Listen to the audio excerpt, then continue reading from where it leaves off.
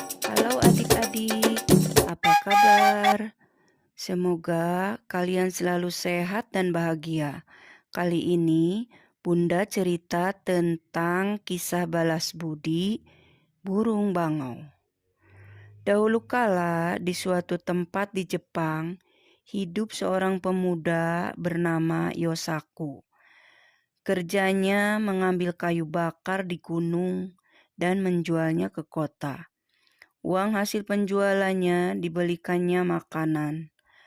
Terus seperti itu setiap harinya. Hingga pada suatu hari ketika ia berjalan pulang dari kota, ia melihat sesuatu yang menggelepar di atas salju. Setelah didekatinya, ternyata seekor burung bangau yang terjerat di perangkap sedang meronta-ronta. Yosaku segera melepaskan perangkap itu. Bangau itu sangat gembira. Ia berputar-putar di atas kepala Yosaku beberapa kali sebelum terbang ke angkasa.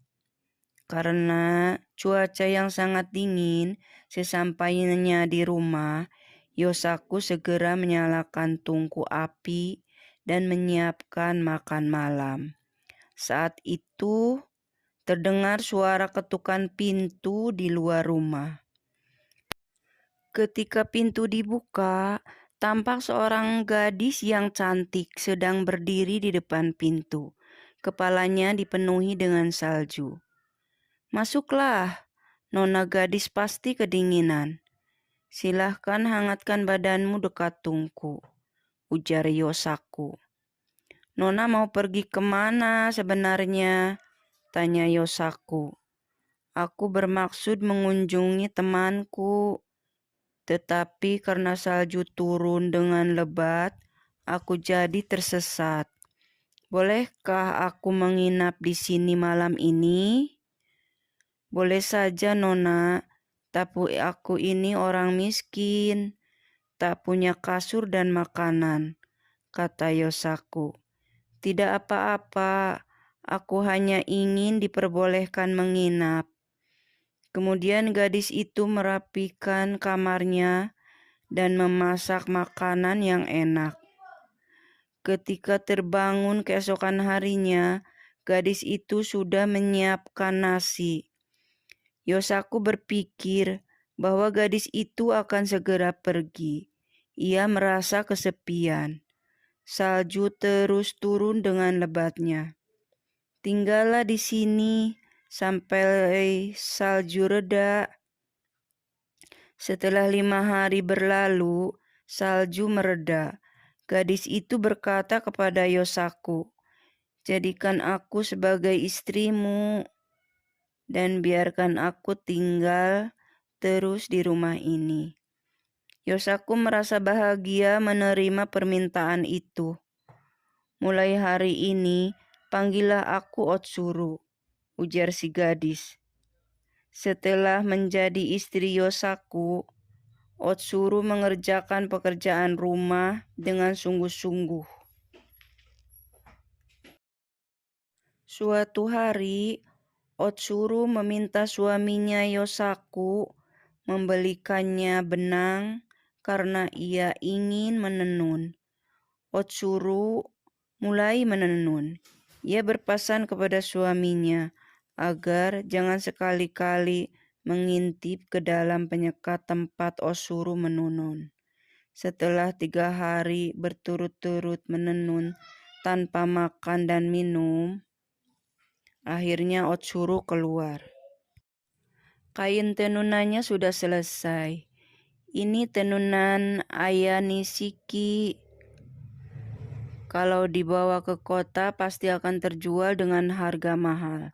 Yosaku sangat senang karena kain tenunannya dibeli orang dengan harga yang cukup mahal. Sebelum pulang, ia membeli bermacam-macam barang untuk dibawa pulang. "Berkat kamu, aku mendapatkan uang sebanyak ini. Terima kasih istriku." Tetapi sebenarnya para saudagar di kota menginginkan kain seperti itu lebih banyak lagi. Baiklah, aku akan buatkan, ujar Otsuru. Kain itu selesai pada hari keempat setelah Otsuru menenun. Tetapi tampak Otsuru tidak sehat dan tubuhnya menjadi kurus. Otsuru meminta suaminya untuk tidak memintanya menenun lagi. Di kota, sang saudagar meminta dibuatkan kain satu lagi untuk kimono Tuan Putri. Jika tidak, maka Yosaku akan dipenggal lehernya.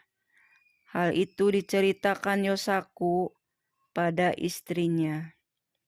Baiklah, akan kubuatkan lagi, tetapi hanya satu helai ya, kata Otsuru. Karena cemas dengan kondisi istrinya yang makin lemah dan kurus setiap habis menenun, Yosaku berkeinginan melihat ke dalam ruangan tenun. Tetapi ia sangat terkejut ketika yang dilihatnya di dalam ruangan menenun ternyata seekor bangau sedang mencabuti bulunya untuk ditenun menjadi kain, sehingga badan bangau itu hampir gundul kehabisan bulu. Bangau itu akhirnya sadar dirinya sedang diperhatikan oleh Yosaku. Bangau itu pun berubah wujud kembali menjadi Otsuru. Akhirnya kau melihatnya juga, ujar Otsuru. Sebenarnya aku adalah seekor bangau yang dahulu pernah kau tolong. Untuk membalas budi, aku berubah wujud menjadi manusia dan melakukan hal ini, ujar Otsuru. Berarti sudah saatnya aku berpisah denganmu, lanjut Otsuru. Maafkan aku mohon jangan pergi, kata Yosaku. Otsuru akhirnya berubah kembali menjadi seekor bangau. Kemudian ia segera mengepakkan sayapnya, terbang keluar dari rumah ke angkasa. Akhirnya, tinggallah Yosaku sendiri yang menyesali perbuatannya. Demikian adik-adik, semoga terhibur.